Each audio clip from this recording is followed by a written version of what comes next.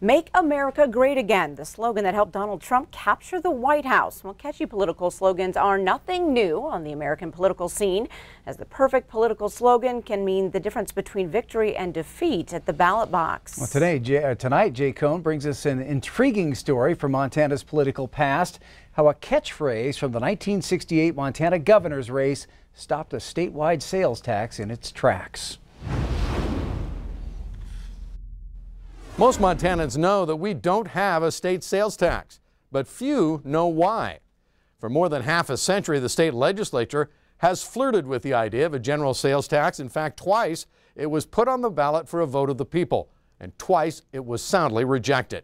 That outcome so decisive that even to this very day, the idea of a general sales tax is pretty much dead on arrival in Montana. 83-year-old Jim Graff has been at the heart of many ad campaigns over the years. Layout, design, and sales. His marketing career has included stints with the Billings Gazette and most recently Campgrounds of America. Back in 1968, Graff was working at Sage Advertising in Helena when he suddenly found himself talking with Democratic Attorney General Forrest Anderson. He says, well, I've made my mind up. I'm going to run for governor.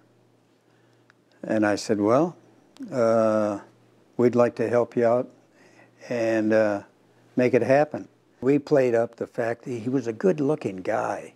He looked like up close, he looked like a movie star. Still, though, Anderson found himself the underdog in the race against incumbent Governor Tim Babcock. Just a few months earlier, faced with a looming budget shortfall, Babcock had proposed that the legislature enact a 2% general sales tax.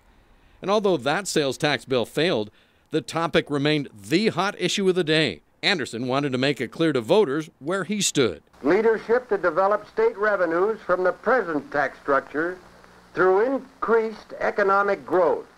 We need less state government and a better administration for the taxpayer dollar. Anderson's campaign also needed a catchy slogan. Babcock was using "Win with Tim," and Graff knew he had his work cut out for him. Just came right out of my head, but here it was right in front of me, 4 words, pay more, what for? It definitely had all the makings of a great campaign slogan: short, sweet, to the point, and it rhymed. While our taxes soar, we ask, pay more, what for? It hits at the heart of Tim's campaign.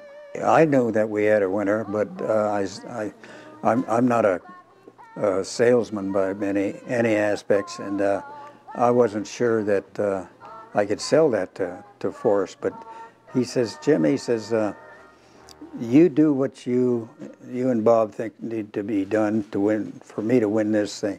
And if you think you've got a catchy slogan, you go ahead and do it.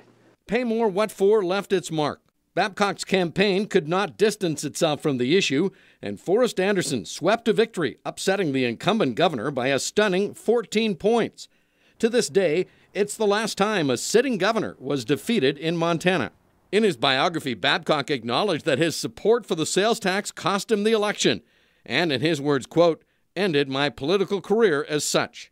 2 years later, the state's ongoing funding woes had the sales tax issue front and center again. And after struggling through no less than 3 special sessions, state lawmakers decided to put the issue on the ballot for a vote of the people. Was the outcome a foregone conclusion? That part of our story tomorrow night.